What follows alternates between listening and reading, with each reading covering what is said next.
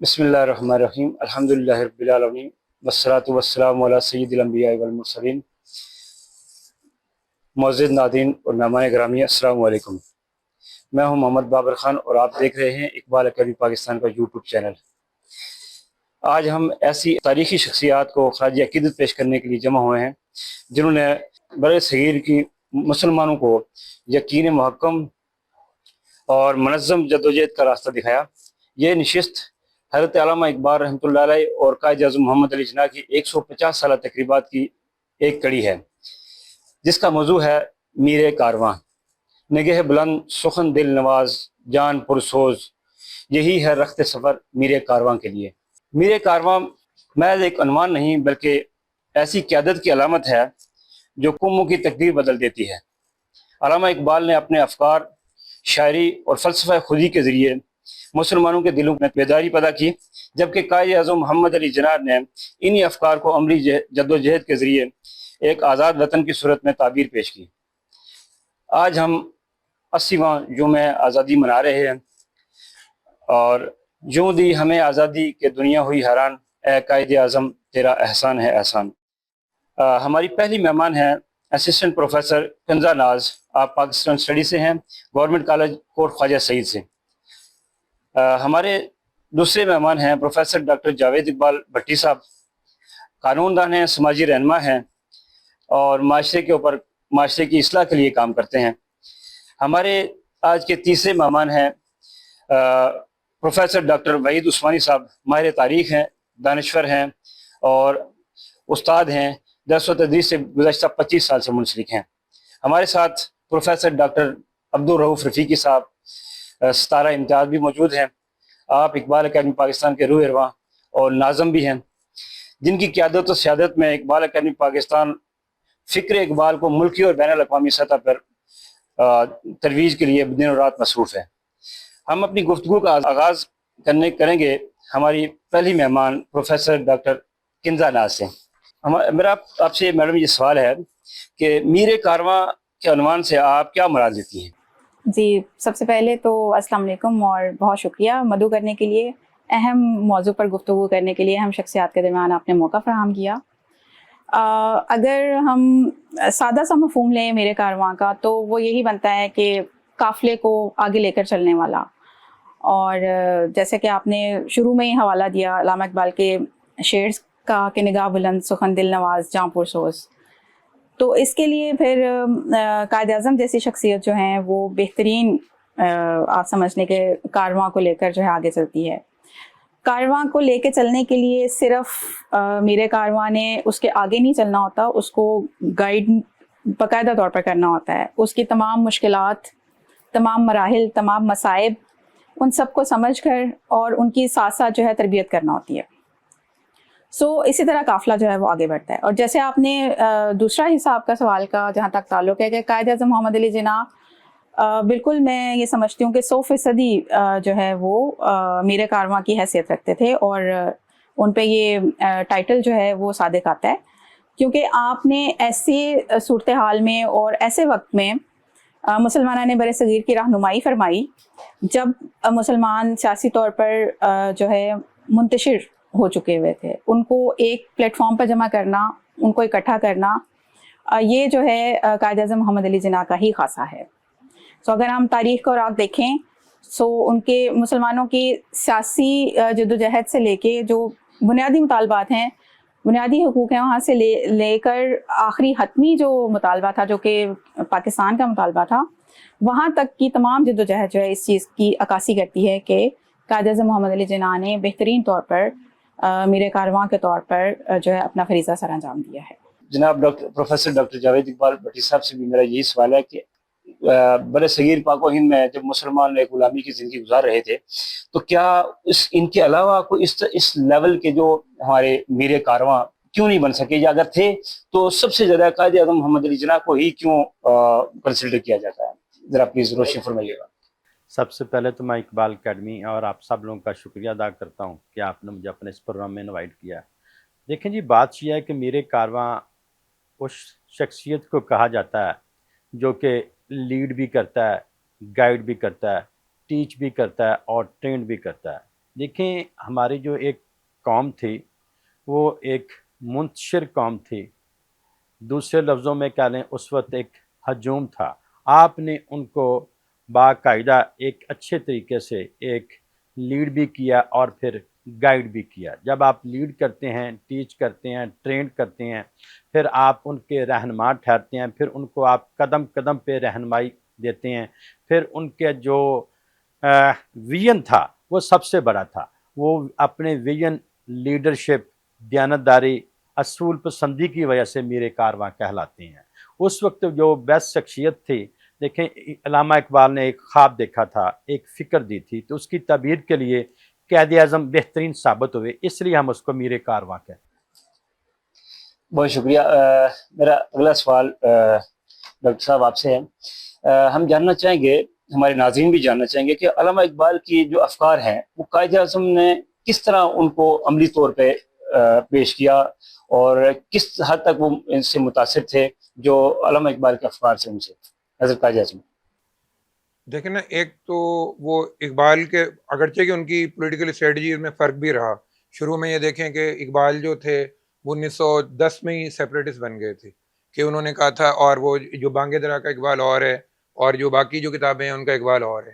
تو 1910 میں انہوں نے اقبال نے کہا تھا کہ اسلام از اے اسٹیٹ، لیکن ابھی اس جغرافیہ کا تعین نہیں کیا تھا کہ ریاست کہاں بنے گی. اس میں 20 سال انہیں لگے یہاں تک پہنچنے میں کہ یہ ریاست جو ہے کہ ہندوستان کے شمال مغرب میں بنے گی. اسی طرح اقبال جو تھے وہ پہلی سیپریٹسٹ بن گئے تھے، کہ اقبال جو تھے وہ لکھنؤ پیکٹ کے حق میں نہیں تھے. وہ کہہ رہے تھے کہ لکھنؤ پیکٹ اسی وقت مؤثر ثابت ہو سکتا تھا کہ جب اس کا مقصد یہ مقصود ہوتا کہ ایک قوم کی بنیاد ہندو اور مسلمانوں کو اکٹھا کرنا مقصود ہوتا. لیکن ہے کہ آہستہ آہستہ اقبال مطلب جناح بھی اسی سیپریٹزم کی طرف آئے. یہ سیپریٹزم کی طرف ظاہر ہے کہ پہلا جو ایک مرحلہ تھا وہ جو کانگریس، یہ جو نہرو رپورٹ میں جو مسلم مطالبات کی جو ریجیکشن کی گئی، اور اگرچہ کہ وہ انہوں نے جس طرح والپٹ نے بھی لکھا ہوا ہے کہ وہ جمشید دس از اے پارٹنگ آف ویز، کہ جب وہ کلکتہ سے ٹرین میں سوار ہو رہے تھے، لیکن وہ راہوں کی جدائی وہ نہیں ہوئی، لیکن وہ اسٹریٹجی کی تبدیلی ضرور تھی. پھر ہے کہ انہیں یہ احساس بھی جناح صاحب کو یہ ہو گیا ہوا تھا کہ جس طرح جیکار وغیرہ نے ان کو اسپائلڈ چائلڈ قرار دیا تھا، اور یہ تو کہ صرف جو ہے کہ جب تک ایک مسلمانوں میں ایک پاپولیرٹی حاصل نہ کی جائے اور لیڈرشپ کو اپنا منوایا نہ جائے تب تک جو ہے کہ بات نہیں بنے گی. تو ظاہر ہے کہ 1929 کے بعد جو ہے کہ ان کی اسٹریٹجی کافی تبدیل ہو گئی. اس پر خالد بن سعید کا ایک بہت اہم آرٹیکل بھی ہے کہ 1929 کے بعد جو ہے کہ جناح کی اسٹریٹجی میں کیسے تبدیلی آئی. لیکن ہے کہ جناح جو ہے کہ وہ اقبال سے انسپائرڈ رہے اور وہ بعد میں اقبال کی فکر کے قریب آتے چلے گئے. ایون اقبال ہی نے انہیں کنونس کیا کہ 34 میں کہ وہ آ کے مسلمانوں کی قیادت سنبھالیں. پھر اسی طرح جناح کے جو اور اقبال کے جو خطوط ہیں وہ بھی اسی چیز کی غمازی کرتے ہیں. اور جناح نے 1943 میں جو ہے ایون اقبال کی کنٹریبیوشنز کو مطلب ہے کہ اوپنلی اکنالج بھی کیا. تو اس حوالے سے یہ جو ہے کہ جو جناح کی ایک سینس میں سیاسی رہنمائی میں بھی اور آگے ان کو ان کے ڈائریکشنز پرووائڈ کرنے میں بھی اقبال کا ایک بہت بڑا جو ہے کہ رول ہے. قائد اعظم کی وہ کون سی خصوصیات ہیں جن کی آج ہمارے ملک کو ضرورت ہے، پاکستان کو ضرورت ہے کہ وہ ہماری قومی سطح پہ بھی ہم متحد ہو سکیں اور اسی نظریے کے ساتھ آگے بڑھ سکیں جس کی ہمیں نہ صرف ایز اے پاکستانی بلکہ ہمیں پوری امت کے حوالے سے وہ کون سی ایسی خصوصیت ہیں جن کی آج ضرورت ہے پاکستان کو؟ میڈم ذرا آپ اس حوالے سے جیسا کہ سر نے بھی ابھی فرمایا کہ قائد اعظم باصول سیاستدان تھے، دیانتدار تھے، اور ان کی جو شخصیت کے پہلو تھے اصولی طور پہ وہی ان کی قیادت کے جو ہیں اس میں عکاسی کرتے تھے. اور آج کے دور میں مطلق طور پر جو ہے قائد اعظم کی شخصیت جو ہے ان کے افکار جو ہیں وہ بہت ضروری ہیں پاکستانی قوم کو سنوارنے کے لیے. ظاہر ہے ان کا جو ویژن تھا وہ صرف وہ نہیں تھا کہ پاکستان کی منزل حاصل کرنا، بلکہ انہوں نے اس کے بعد کا بھی جو ہے اپنا ویژن جو ہے وہ بتایا ہوا تھا. دستور کے حوالے سے بھی بات کی ہوئی تھی اور نظام کے حوالے سے بھی بات کی ہوئی تھی، اور ڈیفینیٹلی ایمان، اطاعت، یقین و محکم جو تھا وہ سب کے لیے تھا، پوری قوم کے لیے تھا. تو قائد اعظم کے بارے میں کہا جاتا ہے کہ ایک تو بدعنوانی سے پاک تھے، اور دوسرا یہ کہ ان کو خریدا نہیں جا سکتا تھا، جھکایا نہیں جا سکتا تھا، ڈرایا نہیں جا سکتا تھا. تو جو سب سے اہم بات ہے وہ یہی ہے کہ جیسے علامہ اقبال بھی فرماتے ہیں حق گوئی اور بے باکی بیسک اصول ہیں زندگی کے، سو وہ قائد اعظم کے اندر موجود تھے. ارادہ ان کا مضبوط ہوتا تھا اور وہی چیز ان کی لیڈرشپ میں جو ہے وہ تھی، اور وہی اسی چیز نے انہیں جو ہے محمد علی جناح سے قائد اعظم بنایا تھا. اور اسی چیز کی آج کی نسل کو اور آج پاکستان میں جو ہم لوگ ہیں اور جو ہمارے مسائل ہیں، اگر انہی کو فالو کیا جائے تو میرا حال ہے بہت سے مسائل جو ہیں حل ہو سکتے ہیں. جی اسی بات کو لے کے آگے چلتے ہیں ڈاکٹر جاوید اقبال بھٹی صاحب کی طرف. ڈاکٹر صاحب بتائیے گا کہ میر کارواں کی جو خصوصیات تھیں ہمیں آج اس کا فقدان نظر آتا ہے. آپ اس بارے میں بتائیے گا کہ کیا ایسی وہ بنیادی بڑی اہم خصوصیات تھیں جو کسی بھی لیڈرشپ میں ہونی چاہیے جس سے وہ کسی ملک یا کسی قوم کا رہبر بن سکے، رہنما بن سکے؟ ذرا پلیز فرمائیے گا. دیکھیں جی، قائد اعظم نے بارہا کہا تھا اتحاد، ایمان، تنظیم، نظم و نسق. دیکھیں جی، آج بھی ہم دیکھیں نا اپنی نئی جنریشن کو، نئی نسل کو دیکھیں نا، تو ان میں آج بھی ایک ڈسپلن کی کمی نظر آئے گی، اور یہ سب سے بڑی ہماری خرابی ہے. اگر یہ تین چیزیں ساتھ مل جائیں، ایمان، اتحاد اور تنظیم، نظم و نسق، تو معاشرہ زیادہ بہتر ثابت ہو سکتا ہے. دیکھیں جی، قائد اعظم کی ایک اور خوبی بھی تھی، وہ اصول پسند تھے. ایک دفعہ کا بڑا مشہور واقعہ کہ وہ قائد اعظم صاحب ایک وکیل بھی تھے، کیس میں پیش ہوئے تو کچھ لوگوں نے مشورہ دیا کہ آپ یہ کام ایسے کر لیں، تھوڑا سا جھوٹ بول دیں اور تھوڑی سی آپ اپنے اصولوں سے نا انحراف کر لیں. انہوں نے کہا جو مرضی ہو جائے، میں اپنا کیس تو ہار سکتا ہوں مگر اپنے اصولوں پہ سمجھوتا کبھی نہیں کروں گا. تو یہی ان کی کامیابی تھی. اگر یہی چیزیں ہم قوم سازی کے لیے استعمال کریں تو ہماری آج بھی نئی نسل بہترین ثابت ہوتی ہے. بیسیکلی انہوں نے ایک جو نظریہ دیا تھا نا، وہ اجتماعی ذمہ داری کا تھا، وہ قومی یکجہتی کا تھا، اور اسی چیز کا فقدان ہے. اگر ہم قومی یکجہتی ہو جائے، دیانتداری ہو جائے، اصولوں کے سمجھوتا نہ کیا جائے، جو آپ کا اصول ہے اس پہ کام کیا جائے، اور پھر رول آف لا پہ ہم عمل کر لیں، تو یہ ساری چیزیں ٹھیک ہو سکتی ہیں. پاکستان کا نوجوان، جیسے ڈاکٹر صاحب نے فرمایا کہ وہ نظم و ضبط سے دور ہے، ویژن سے دور ہے. اتنی بڑی ہماری نوجوانوں کی آبادی ہے، 60% سے اوپر ہے، تو ہم اس پورے ایک مستقبل کو کیسے رہنمائی کر سکتے ہیں، کیسے اس ٹریک پہ لا سکتے ہیں کہ وہ اصول پرستی، نظم و ضبط اور اپنے وطن کے لیے اور اپنی امت کے لیے کچھ کرنے کی خواہش رکھتے ہوں یا جذبہ پیدا ہو سکے؟ ایسا ہمیں کیا کرنا چاہیے ہمارے نوجوانوں کے لیے؟ ذرا پلیز سمجھیے گا. دیکھیں نا، اس میں تو یہی ہے کہ ایک تو کیونکہ ہمارے پاس جو یوتھ بلج کے حوالے سے ہمارا ملک دوسرے نمبر پر آتا ہے، کہ جو 64% جو آبادی ہے وہ بڑی ینگسٹ پاپولیشن ہے. تو ظاہر ہے کہ جو نوجوان ہمارا بہت بڑا ایسٹ بھی ہیں، لیکن اگر ہم نے ان کو ایک صحیح ڈائریکشن میں ڈیولپ کر لیا، پروان چڑھایا، تو یہ ایسٹ بن جائیں گے، اور اگر ہم نہیں کر سکے تو یہ لائبلٹی بن جائیں گے. تو ظاہر ہے کہ یہ دونوں ہی اس کے پہلو ہیں. تو اس میں ظاہر ہے کہ دیکھیں نا، ایک تو ظاہر ہے کہ ہم کو ایک کیریئر کاؤنسلنگ کی ضرورت ہے مختلف سٹیجز پر، کیونکہ مطلب ہے کہ لوگوں کو یہ نہیں پتا کہ انہوں نے کیا کرنا ہے. وہ اندھا دھن مطلب ہے کہ جو ہے کہ بغیر کسی ڈائریکشن کے وہ ڈگریاں لیے چلے جا رہے ہوتے ہیں. اور تو کیریئر کاؤنسلنگ جو ہے کہ مختلف اسٹیج پر، یعنی میٹرک کے بعد، یا یہ ہے کہ گریجویشن کے مرحلے پر، اور پھر جب جاب میں انٹر ہوتے ہیں، تو اس پر ایک کیریئر کاؤنسلنگ کی مطلب ہے کہ ضرورت ہے ان کو، کہ انہوں نے کیا کرنا ہے.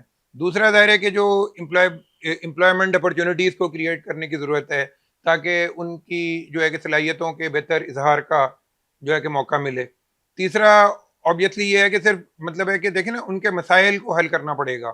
صرف مطلب ہے کہ صرف نظریاتی جمع خرچ سے یہ مسئلہ حل نہیں ہوگا، کہ ان کو جو ہے کہ وہ ان کا ایمان مضبوط کر دیں، یا ان کو یہ نہیں، ان کے ظاہر ہے کہ جو ان کے بریڈ اینڈ بٹر کے ایشوز ہیں ان کو ہمیں حل کرنا ہوتا. کیونکہ وجہ یہ ہوتی ہے کہ جب یہ کہتے ہیں نا کہ جب آئیڈیالوجی جو ہوتی ہے کہ جب قوم جب تک آزاد نہ ہوئی ہو تب تک آئیڈیالوجی کی اور اسٹرینتھ ہوتی ہے، وہ ایک یونیفائنگ فورس ہوتی ہے.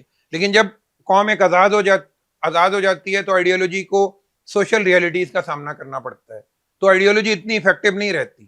اس کو وہ ایک یونیفائنگ ڈو تو پرووائڈ کرتی رہے گی، کیونکہ جس طرح اسلام اور اردو ہیں وہ ہم، لیکن ساتھ ساتھ ہمیں دیکھیں نا، جس طرح ایک ٹاپ ڈاؤن فیڈرلزم ہوتا ہے اور ایک باٹم اپ فیڈرلزم ہوتا ہے، تو ہم کو باٹم اپ فیڈرلزم بھی ڈیولپ کروانے کی ضرورت ہے.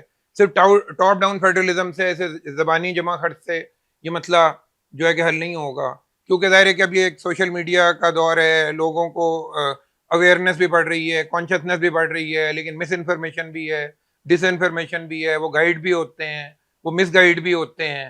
تو ظاہر ہے کہ نوجوان ڈسٹریکشن کا بھی شکار ہیں. تو ظاہر ہے کہ جب تک ان کے پاس یہ ہماری جو ڈگریز کے کا معیار بہتر نہیں ہوگا کہ ڈگریز کے تھرو ان کو بہتر جاب کے اپرچونیٹیز ملیں، ان کی اسکل ڈیولپمنٹ ہو اور وہ اسکل آگے جاب مارکیٹ میں ان کے کام آئے، تو یہ ساری چیزیں ایک گرینڈ ویژن کے متقاضی ہیں. اس کے بغیر یہ چیزیں مطلب ہے کہ نہیں ہو سکتی. کہ ایک تو ظاہر ہے کہ آبویسلی جو ہمارے جو کابرین ہیں یا تحریک پاکستان کے رہنما ہیں، ان کے جس طرح یہ اقبال اکیڈمی ہے یا قائد اعظم اکیڈمی ہے، اس طرح یہ ادارے جو ہیں ان کی ایک جو فکری رہنمائی کا ایک فریضہ سر انجام دیتے ہیں. ان پہ شخصیات پہ بھی لکھا جاتا ہے، ان کے افکار کے پہ بھی لکھا جاتا ہے، ڈبیٹس بھی ہوتی ہیں. تو ظاہر ہے کہ ایک تو فکری رہنمائی بھی ضروری ہے، لیکن ساتھ ساتھ جو ہے کہ کچھ عملی اقدامات بھی ضروری ہیں. میں آپ سب سے ایک سوال ہے جو مطلب ہمارے اس معاشرے کا، جیسے آپ نے فرمایا کہ نوجوان جیسے ہے، ان کو اگر ہم نے ان کو اچھا راستہ دکھایا تو ہمارے لیے یہ پروگریسو بنیں گے، ورنہ ہمارے لیے لائبلٹی بن جائے گی. تو میرا یہ سوال ہے، آپ سے ہی شروع کروں گا دوبارہ، کہ یہ ہمارے کن اداروں کی یا کن لوگوں کی ذمہ داری ہے کہ اس نوجوان جو اتنا ہمارا ہیوج نوجوان ہے، ان کو سمت میں لے کے آئیں. ایک تو طرف تو والدین کوشش کرتے ہیں جی کہ ہم بچوں کو ان کی سہولتیں دے دیں، اسکول کالجز اچھے میں بھیجیں، تعلیم کے لیے جو ضرورتی چیزیں ہیں وہ پوری کرتے ہیں. لیکن پھر بھی ہم دیکھتے ہیں کہ ایک بہت بڑا خلا ہے جو اپنے نظریے سے بھی ہٹ چکا ہے اور ایک الگ سمت میں چل رہا ہے. اگر ہم نے ان کو کارآمد بنانا ہے اور اپنے اس ملک کے لیے، اس ریاست کے لیے یا اس ملت کے لیے، جیسے علامہ اقبال ملت کا ذکر کرتے ہیں، تو ملت کے لیے اگر ہم نے ان کو فروٹفل بنانا یا فائدہ مند بنانا ہے تو ہمیں وہ کون سے ادارے ہیں جو زیادہ فعال ہوں گے تو اس کے زیادہ اچھے نتائج نکلیں گے؟ ذرا دیکھیں نا، بات تو اس میں بہت ساری چیزیں ہیں کہ اس میں سوشلائزیشن بھی ہے اور اس میں ڈائریکشن بھی ہے اور اس میں فیوچر ٹریجیکٹریز بھی ہیں، یعنی اپرچونیٹیز بھی ہیں. تو سوشلائزیشن کی جس طرح 6 ایجنسیز ہوتی ہیں کہ پہلی ایجنسی فیملی ہوتی ہے، دوسرے آپ کے ایجوکیشنل انسٹیٹیوشنز ہوتے ہیں، تیسرے جو سب سے اہم جو ایجنسی ہوتی ہے وہ آپ کی پولیٹیکل پارٹیز ہوتی ہیں، پھر آپ کے جو پیئر گروپس ہوتے ہیں، پھر آپ کے جو میڈیا ہوتا ہے، اور پھر آپ کی جو سول سوسائٹی آرگنائزیشنز ہوتی ہیں. تو ظاہر ہے کہ ایک تو جو یہ سوشلائزیشن کی ڈائریکشن ٹھیک ہونی چاہیے. اب فیملیز کو کیونکہ لوگ یا تو الٹریٹ ہیں لوگ، یا پھر بریڈ اینڈ بٹر کے ایشوز میں الجھے ہوئے ہوتے ہیں، روزگار کے ایشو میں. تو سب سے زیادہ ذمہ داری جو عائد ہوتی ہے وہ 2 چیزوں پر، ایک تو تعلیمی اداروں پر ہوتی ہے اور ایک سیاسی پارٹیز پر ہوتی ہے. لیکن سیاسی پارٹیز کو اسپیس ملنی چاہیے، اس طرح میڈیا کو فریڈم ملنی چاہیے. تو ظاہر ہے کہ اور ہمیں جو ڈائسنٹ کو ٹالریٹ کرنے کا ایک جذبہ بھی ہونا چاہیے، اور ایک جو ہے کہ اس کو جو ہے کہ اسپیس بھی ہونی چاہیے کہ ایٹ لیسٹ یہ ہے کہ we have to agree how to disagree. تو چیزوں کو ظاہر ہے کہ ایک تو اس حوالے سے ایک سوشلائزیشن کی ضرورت ہے، دوسرا یہی ہے کہ ان کو ڈائریکشنز کی بھی ضرورت ہے، اور تیسرا اپرچونیٹیز کی بھی ضرورت ہے کہ ظاہر ہے کہ ان کو وہ کن ڈائریکشن میں انہوں نے ترقی کرنی ہے، ہم ان کو کیسے اپرچونیٹیز دیتے ہیں ان کے کیریئر کی. تو ظاہر ہے کیونکہ ظاہر ہے کہ صرف زبانی جمع خرچ سے تو نہیں ہوگا نا کہ صرف آپ ان کو ایک واعظ دیتے رہیں کہ آپ نے یہ ایمان، اتحاد اور تنظیم، لیکن ہے کہ اس کے لیے لیکن اگر ملک میں ظاہر ہے کہ بے ایمانی ہو، نہ کوئی اتحاد ہو، نہ کوئی تنظیم ہو، تو وہ تو ایک ڈسولوجنمنٹ کا شکار ہو جائیں گے نا. وہ کہیں گے کہ ہمیں کیا سکھایا جا رہا ہے، یہ عملی طور پہ تو نہیں ہوتا. تو ظاہر ہے کہ اس کے لیے پراپر سوشلائزیشن کی ضرورت ہے. اس میں تعلیمی ادارے اور میڈیا کا رول جو ہے کہ سیاسی جماعتوں کا رول جو ہے کہ بہت اہم ہے، سول سوسائٹی آرگنائزیشنز کا بھی رول اہم ہے. تو ظاہر ہے کہ ایک تو ان کی پراپر سوشلائزیشن ہونی چاہیے.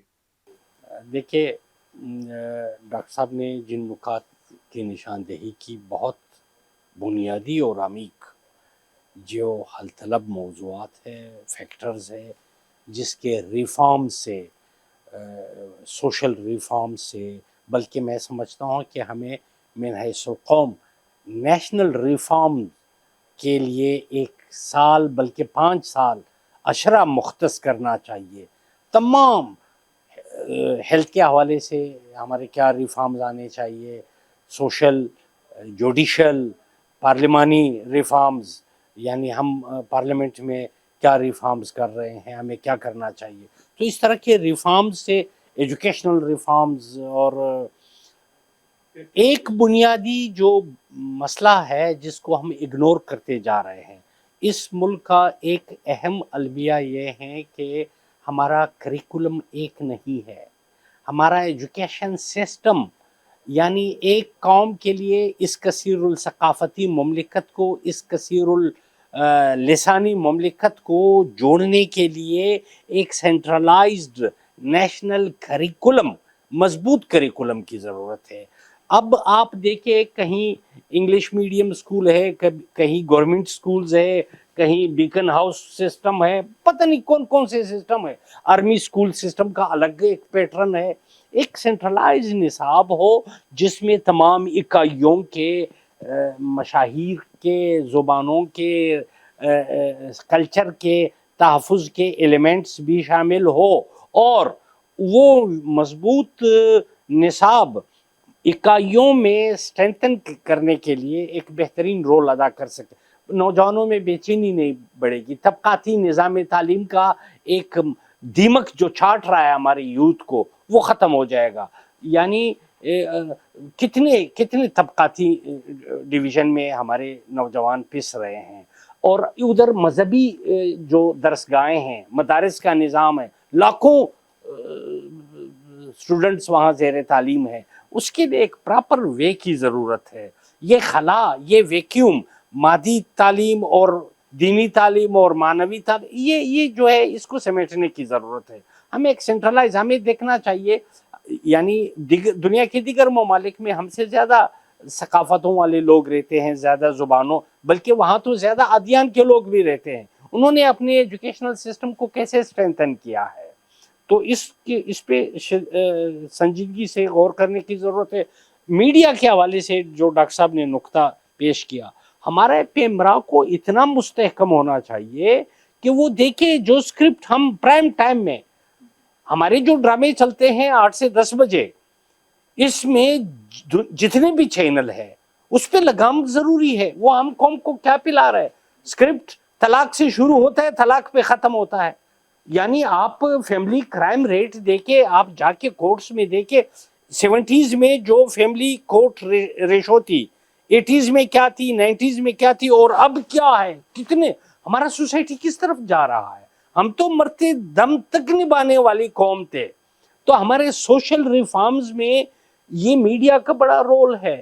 وہ ہم بچوں کو کیا دکھا رہے ہیں. ایک ترکوں نے ارطغرل سیریز بنا کے اپنے یوتھ کو اپنی عظمت رفتہ سے ریلیٹ کیا، اپنے روایات سے ریلیٹ. ہمارے روایات ہے، ہمارے رکھ رکھاؤ ہے، ہمارے تشخص ہے، جس کی بنیاد پہ ہم اکٹھے ہوئے تھے اور ہم نے یہ مملکت حاصل کیا. آپ برصغیر کی اس وقت کی ہسٹری دیکھیں، ہندوؤں کی مخاصمتیں دیکھیں، ہندوؤں کے ساتھ، یعنی ایسٹ انڈیا کمپنی باقاعدہ ہندوؤں کی سرپرستی کر رہی تھی، اور وہ مسلمانوں سے ڈر رہے تھے. وہ صرف اس وجہ سے ڈر رہے تھے کہ تخت دہلی کے اصل وارث مسلمان ہیں. سینکڑوں سال مسلمانوں نے یہاں حکمرانی کی ہے. ان کی طرز معاشرت میں وہ گنجائش ہے جو مختلف مینارٹیز کو ساتھ لے کے، مذاہب کو ساتھ لے کے آگے چلے. اکبر کا دین الہی کیوں فیل ہوا؟ اس وجہ سے کہ وہ ہندوؤں کے سازشوں کا نتیجہ تھا. یہ جو علامہ صاحب کے دو قومی نظریے کی بنیاد بھی تو یہ ایک امتیازی سلوک تھا جو ہندوؤں کے ساتھ کچھ برتا جا رہا تھا. مسلمانوں کو فائنانشلی، بزنس کے حوالے سے، پولیٹیکلی، ہر حوالے سے دبانے کی کوشش کی. 1857 کی جنگ آزادی کا انسائکلوپیڈیا آپ دیکھیں، 80% جو وہاں پہ لاس ہوئے ہیں وہ مسلمانوں کے ہوئے ہیں. ہندوؤں کے بھی ہوئے، سکھوں کے بھی ہوئے، کرسچن کے بھی ہوئے. لیکن ریشو آپ نکالے، ڈاکٹر سعود الاسد خان روہیلا کا ہسٹری آف انڈیپینڈنس وار، بلکہ انسائکلوپیڈیا آف 1857 کی جنگ آزادی کا انسائکلوپیڈیا آپ دیکھیں، آپ حیران ہوں گے کہ 80% کیجولٹیز وہ مسلمانوں کی ہے. کیونکہ انگریز خائف تھے.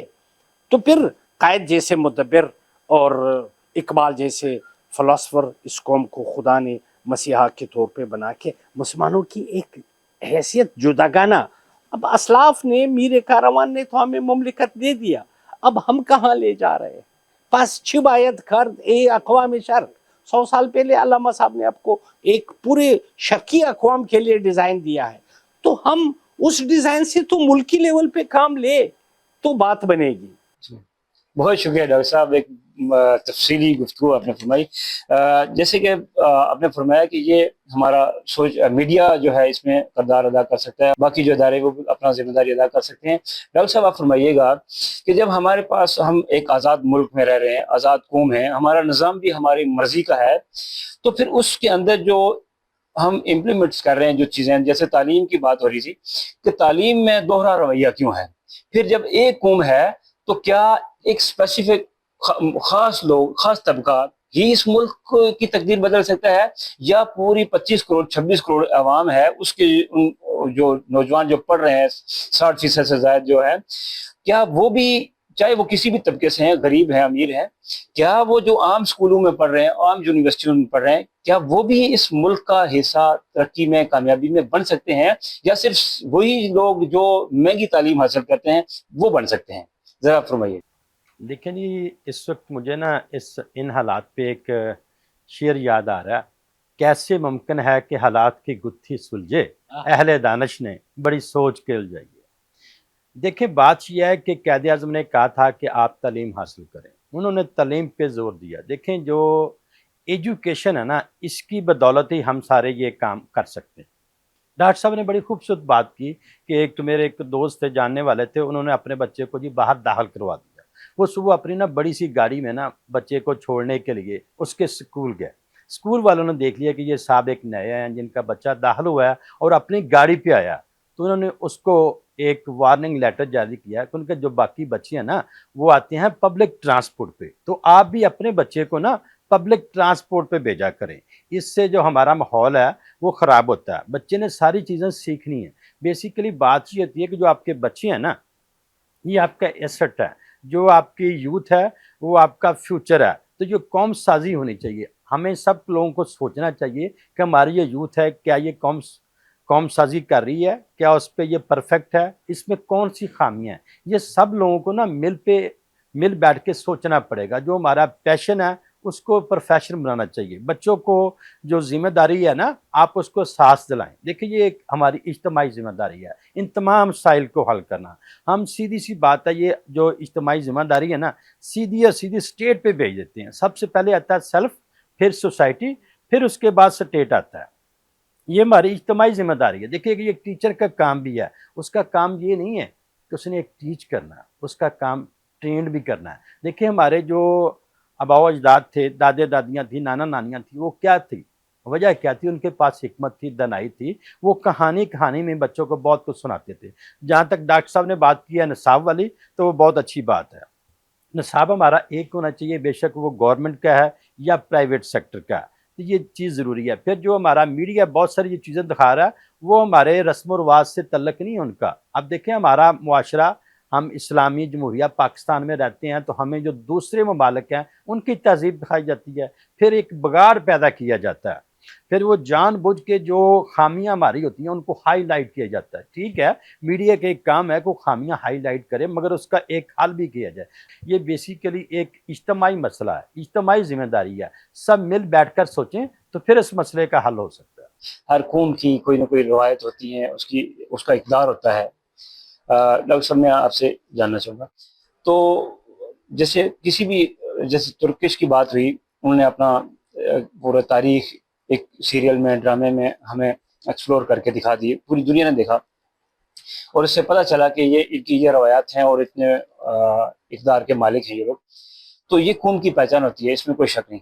تو ہمارے ہاں جو ایک قدیم، پہلے ہم جب بچپن میں دیکھتے تھے کہ کوئی اس طرح کے ڈرامے وغیرہ چلتے تھے جن میں ہماری کوئی کردار سازی ہوتی تھی. اب وہ چیزیں آہستہ آہستہ غائب ہوتی جا رہی ہیں. تو وہ ہم ایک ایسا لگ رہا ہے جیسے ہم غیر ملکی کسی پیروی کی طرف جا رہے ہیں یا کسی راستے پر نگر سے بھٹکے ہوئے ہیں. تو کیسے ہم یہ واپسی اپنے آپ کو سمیٹ سکتے ہیں؟ بہترین، یہ بہت بنیادی سوال ہے. دیکھیے ہمارے پروگراموں کا حاصل نشستن و برخاستن نہیں ہونا چاہیے، اس سے کچھ حاصل ہونا چاہیے. कौम को कुछ रहनुमाई मिलनी चाहिए। देखिए रिवायात मशरक़ के अपने रिवायात है।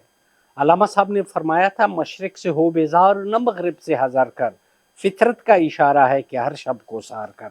हमने बैनुल इंसानियत के शब को सहर करने का टास्क सौंपा गया है, लेकिन सबसे पहले अपने घर को तो सुधारे। बात यह है कि जब तक हमारे रिवायात थे, हम रिवायात पे मुतमरकज़ थे। डॉक्टर साहब ने फोक लिटरेचर में हमारे लोक दास्तानों का जिक्र किया, इससे बच्चों की किरदार साजी होती थी। देखिए जब तक आपके इस निसाब में रिवायात का बोलबाला था, आपके क्राइम रेट कम थे, आपकी सोसाइटी में रख रखाव, बूढ़ों का इज्जत, बुजुर्गों का, उस्ताद का एहतराम, ये सब कुछ मलहूज़ खातिर थे। सोशल क्राइम का रेशो कम था और यूथ एक पाकीज़ा बाकिरदार, यानी करप्शन एक मायूब और कबीह अमल समझा जाता था, यानी उसके लिए रिश्वतखोरी एक मायूब हरकत समझी जाती थी। सोसाइटी के नॉर्म्स थे, वैल्यू थे। ये कब थे? जब हम मसनवी मौलाना रूम पढ़ते थे। अब यूरोप के पास 40 रूल्स ऑफ लॉ जस्ट मसनवी मौलाना के जलालुद्दीन बल्खी रूमी के मसनवी के 40 उसूल पे इन्होंने लिखी। हमारे पास पूरी मसनवी थी जिसने इकबाल को इकबाल बनाने में मदद दी। हमारे पास अतार का मंतिक़ तैर था, हमारे पास मुस्लिहुद्दीन सादी शिराजी का गुलिस्तान और बोस्तान था। आप इन कहानियों के इस्तिआराती उसलूब में नौजवान को नेकी और बदी, अच्छाई और बुराई का एक गैर महसूस तरीके से बता रहे हैं और इनकी शख्सियत की तश्कील, इनर तश्कील में, दाखिली तश्कील की इस्तेहकाम को पुख्ता तर बना रहे हैं। और उस वक्त उनकी उड़ान इतनी बुलंद होती है जो दाम दाने तक महदूद नहीं है। ये कोई मुश्किल नहीं है, इसको हम हल कर सकते हैं, बशर्त ये कि कोई हल करना चाहे। वो जो साहिबान बसीरत है वो अपने रिवायात, अपने मशरकी जो यहाँ पे सोशल हमारे नॉर्म्स थे सोसाइटी में, बाबा बुल्ले शाह ताकि नसियान में चला जा रहा है। मियाँ मोहम्मद बख्श का सैफ अल मलूक आप उठा के देखें, किस्सा तो सैफ अल मलूक का है, मगर इसमें एक बेहतरीन सोशल नॉर्म्स है। आप खुशहाल खान खटक पढ़े, इसमें नॉर्म्स है। आप लतीफ़ बिठाई पढ़े, उसमें नॉर्म्स है, इसमें सोशल, इन चीज़ों को आगे बढ़ाने की ज़रूरत है और बच्चों को एक उम्मीद दिलानी है। ब्रेन ड्रेनेज का तदारुक आप उस वक्त कर सकेंगे, ये धरती खुदा गवाह है कि दुनिया में अमन, सलामती, रिवायात, आसानी, खूबसूरती, मौसम, यूथ, साहिल, समंदर, सब कुछ हमारे पास है। तो हम क्यों बाहर जाए हमारे क्वालिफाइड लोग। आप इधर ये अपॉर्चुनिटीज़ हम अपने कौमी तरजीहात की रिवाइवल करें। बहुत शुक्रिया डॉक्टर साहब। आपसे मैं जानना चाहूँगा, जैसे डॉक्टर साहब ने फरमाया कि हमें अपनी रवायात उनसे जुड़ा रहना पड़ेगा और तालीमी निज़ाम को भी देखना पड़ेगा।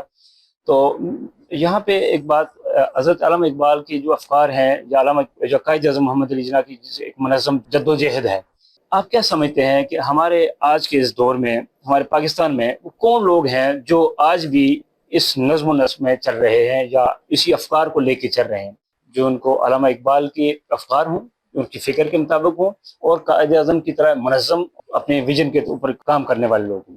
ऐसे कौन से लोग हैं? देखें ना, ये तो इंडिविजुअल कैपेसिटी में मतलब है कि लोग होते हैं। वो मतलब है कि प्रोफेसर भी हो सकते हैं, वो उलमा भी हो सकते हैं, वो सहाफ़ी भी हो सकते हैं, दानिश्वर भी हो सकते हैं। लेकिन ज़ाहिर है कि वो ज़ाहिर है कि स्टेट उनको वो स्पेस नहीं देती कि वो अपना मतलब है कि रोल अदा कर सकें या ज़्यादा एक इन्फ्लुएंशियल मतलब है कि वाइस बन सकें। तो उस सेंस में मतलब है कि वही मतलब है कि फिर जो है कि हमारे पास सिविलियन थिंक टैंक्स होने चाहिए। तो वो एक बहुत मतलब है कि ज़रूरी है, क्योंकि हमें देखें ना निज़ाम सेट करना पड़ेगा। जब तक निज़ाम जो है कि जो सेट होता है तो उसके थ्रू लीडरशिप भी उभरती है, उसके थ्रू नौजवानों को डायरेक्शन भी मिलती है, उसके through higher level of political institutionalisation भी जो है कि होती है उसके। तो ज़ाहिर है कि हमें वो निज़ाम एक मतलब है कि अपने सियासी निज़ाम की सिमतों को सही करना पड़ेगा। دوسرا یہ ہے کہ ہمیں ہیومن ڈیولپمنٹ کے لیے زیادہ مقدس کرنا پڑے گا. جیسا تعلیم کے لیے ہم 2.3 سے 2.65% خرچ کرتے ہیں. جو خواتین جو ہیں وہ 48.5% ہے آبادی کا, تو ہمارے پاس 49% جو خواتین ہیں وہ لٹریٹ ہیں, اور جو لٹریٹ ہیں بھی وہ بھی فنکشنل سینس میں کتنی لٹریٹ ہیں کہ وہ کیونکہ ظاہر ہے کہ خواتین کو اچھے وہ اکثر تو سوکس اور اسلامیات اور اس طرح کی کتابیں پڑھ کر وہ بی اے کر لیتی ہیں, ان کی شادیاں ہو جاتی ہیں, تو ظاہر ہے کہ وہ پریکٹیکل جاب کرنے کے تو کوئی قابل جو ہے کہ رہتی نہیں. تو ظاہر ہے کہ جب تک ہم ہیومن ڈیولپمنٹ کی ترجیحات کا تعین نہیں کریں گے کہ کن ایریاز میں وہ کرنے ہیں اور کن ایریاز کو ہمیں ترقی دینی ہے اور کہاں ان کے لیے اپرچونیٹیز پیدا کرنی ہے, تبھی جا کے ایک ڈائریکشن بنے گی نا. اور یہ ڈائریکشن ظاہر ہے کہ ملک کا سیاسی نظام بناتا ہے, اور اس میں پھر جب تک سویلینز کا رول نہیں بڑھے گا, یہ جو ہے کہ جو سول سوسائٹی کا رول نہیں بڑھے گا, یونیورسٹیز کا رول نہیں بڑھے گا, میڈیا کا رول, صحافیوں کا رول نہیں بڑھے گا, دانشوروں کا رول نہیں بڑھے گا, تب تک نہیں ہو سکتا.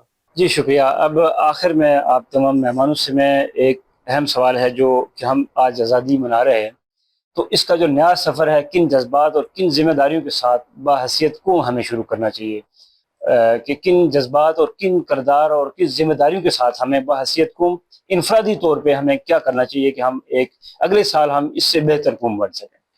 دیکھیں نا, ہمیں تو ایک تو اپنے فاؤنڈرز کی مورنگز کو دیکھنا پڑے گا. ہم نے جو ہے کہ فاؤنڈرز کی مورنگ جو ہیں وہ ہمارے فاؤنڈر, جس طرح یہ حسن عسکری رضوی بھی کہتے ہیں, اور ایون یہ کہ ہمارے فاؤنڈرز کی مورنگ جو تھی وہ لبرل تھیں, وہ اتنی, لیکن ہم نے ایک اور انداز میں ہم نے جو ہے کہ وہ قوم کو ایک اور طرف ہم لے گئے. تو ایک تو یہ ہے کہ جو فاؤنڈرز کی مورنگ, جس طرح راجہ غضنفر علی خان کا ایک آرٹیکل بھی پاکستان ٹائمز میں آیا تھا 56 میں, تو انہوں نے کہا تھا کہ جناح کا جو ویژن تھا وہ ایک بہت ڈفرینٹ ویژن تھا. جناح چاہتے تھے کہ پاکستان کی جو سرحدیں جو ہیں وہ دہلی تک وسیع ہوں اور ایک سائزبل تعداد میں نان مسلمس بھی ہوں, کہ تو ظاہر ہے کہ وہ اسٹیٹ کی ڈائریکشن. پھر اسی طرح جو انٹرپریٹیشن ہے ٹو نیشن تھیوری کی وہ بھی الگ الگ ہیں. جیسا جعفر احمد صاحب کہتے ہیں کہ جو ہے کہ جو ٹو نیشن تھیوری تھی یہ پولیٹیکل اسٹریٹجی تھی, it out its utility once Pakistan was achieve.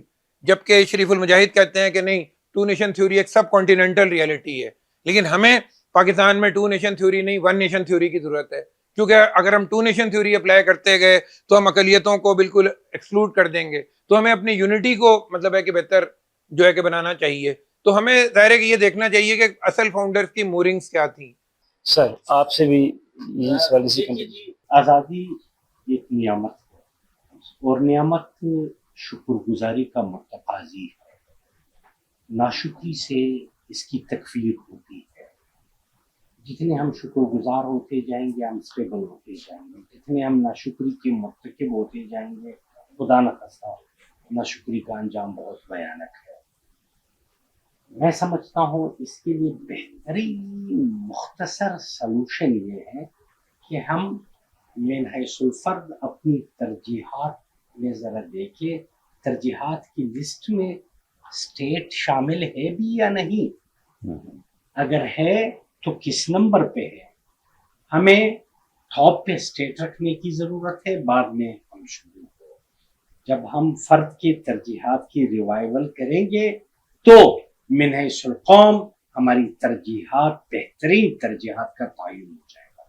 دیکھیں جی, بات یہ ہے کہ یہ جو تمام مسائل کا حل ہے نا, یہ بیسیکلی ایک اسٹیٹ کا کام نہیں ہے, یہ ہماری ایک اجتماعی ذمہ داری بنتی ہے. دیکھیں ہمارا جو آئین پاکستان ہے وہ مکمل ہے.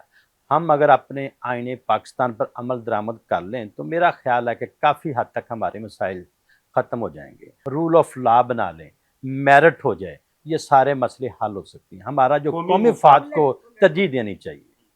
بہت شکریہ. میں دعوت دوں گا دوبارہ ڈائریکٹر اقبال اکرم صاحب کہ آپ مہمانوں کو اظہار تشکر فرمائیں اور کوئی اپنا پیغام ہے تو ضرور. میڈم تشریف لائی اپنے مصروفیات سے ٹائم نکال کے, اور ڈاکٹر صاحب تشریف لائے, عثمانی صاحب تشریف لائے. میں تمام شرکا کا شکریہ ادا کرتا ہوں کہ وہ اقبال اکیڈمی کے اس پروگرام میں تشریف لائے اور ساتھ ساتھ اہم قومی نکات پہ سرپرستی اور رہنمائی کی ایک نشاندہی کی, جو بحثیت استاد, بحثیت دانشور, بحثیت پروفیسر جو رسپانسبلٹیز ہے کہ اب ہمیں کیا کرنا چاہیے. لا تقنطوا من رحمت اللہ, پروردگار کی रहमत से नाउमीद होने की कोई ज़रूरत नहीं है। आज से ही हम तहिया करें कि हमने अल्लामा साहब ने जैसे कहा था कि मजहब जिंदा दिलान ख्वाब परेशानी नीस्त आज हमीन खाक जहान दिगर साखन است। जिंदा दिलों की मजहब में ख्वाब परेशानी की कोई गुंजाइश नहीं। हमने इसी मिट्टी से एक नया जहां तामीर करना है। इस वक्त अल्हम्दुलिल्लाह गुज़श्ता जारी 3 डिकेड्स के आलमी बहरान के तनाजुर में इस वक्त अल्हम्दुलिल्लाह पाकिस्तान मुश्किलात से निकल रहा है। दाखिली और खारिजी मुश्किलात जो मुख्तलिफ अवामिल की वजह से बनाए गए थे या पैदा किए गए थे मुखालिफिन पाकिस्तान ने मुख्तलिफ हवालों से, तो मैं समझता हूँ कि इस वक्त अलमी अमन में पाकिस्तान का जो रोल है वो काबिल तकलीद है।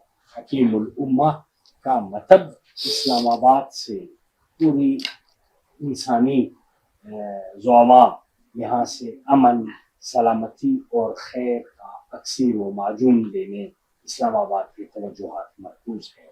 इस्लामी उम्मा में भी पाकिस्तान का एक कलीदी रोल बनता जा रहा है। बिलखुसूस अभी हाल ही में तुर्की, पाकिस्तान और सऊदी अरब के मुआहदे के तनाजुर में इस एरिया में पाकिस्तान की अहमियत मज़ीद बढ़ती जा रही है इंशाअल्लाह। बहुत शुक्रिया। आज की नशिस्त में हमने न सिर्फ माजी को खंगालने की कोशिश की बल्कि मुस्तकबिल के लिए भी अपने जो हमारे एक्सपर्ट थे उनसे जानने की कोशिश की है कि हम किन जज्बात और किन विजन्स के साथ आगे बढ़ सकते हैं। इसी के साथ मैं अल्लामा इकबाल के एक शेर के साथ ये इख्तिताम करेंगे। मशरक़ से हो बेजार न मगरब से हज़र कर, फितरत का इशारा है कि हर शब को सहर कर। अस्सलाम वालेकुम।